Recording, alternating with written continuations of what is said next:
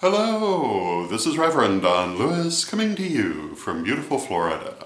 And today our question comes to us from Rickey and Alison Mask. And Rickey tells us that he is Wiccan and his wife Alison is agnostic. And they are attempting to raise their children, as they describe it, with freedom of choice in religious matters.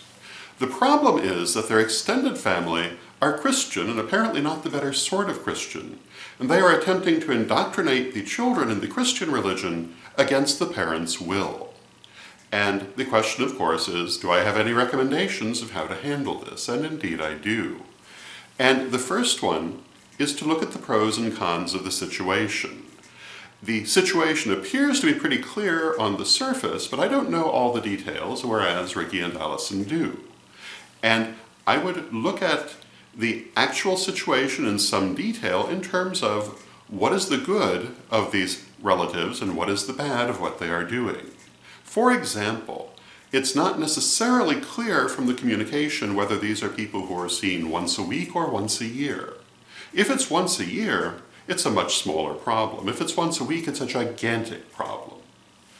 And what it ultimately comes down to, of course, is respect, which they do not have for you and your family. And that's probably not going to change in this circumstance. Now, over time, it's possible that it would. I've often told people that the best approach to families that do not approve of your religious choices is to give them time and they may come around, and that might be true here.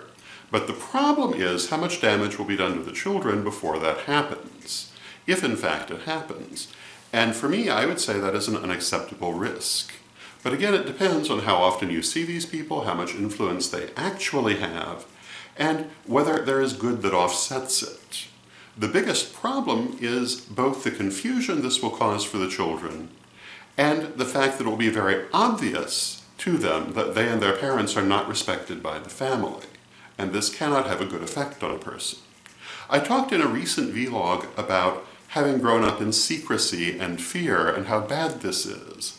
And this is a similar situation for these children, because they're being regularly told, assuming that they regularly see them by these relatives, that their family is bad and their choices are bad, and this cannot be good for them psychologically. So what I would say, unless there's a lot of good to offset this, you really need to cut these people out of your life. They're doing little good and much damage by what they're doing. And this will stick with your children through their whole lives if you don't do this. Now, you don't necessarily have to cut them out forever. You can give them another chance later, but you should show them that yes, you will cut them out. And you should make that effort, in my opinion.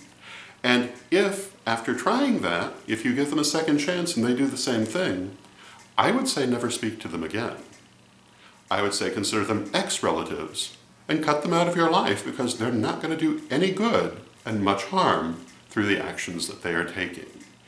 It is not, in my opinion, a benefit to know them simply because there is a bond of blood if they are treating you abusively, and that is what they are doing. So my advice, if after going through the pros and cons there's not something huge to offset the damage that they are doing, and trust me, they are doing damage, I would cut them out altogether. A second, less drastic option is to limit contact to maybe once or twice a year and for short periods of time. But I'm not entirely sure that really is a better solution from the point of view of what is good for the children, because it will still lead to feelings of confusion and possibly inferiority. So I would really recommend simply cutting off contact, unless, as I say, there are other circumstances that offset the damage that is being done.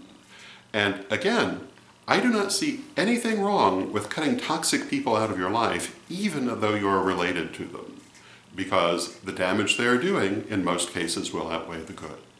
So that'd be my opinion. I hope you find it helpful, and until next time, may you blessed be.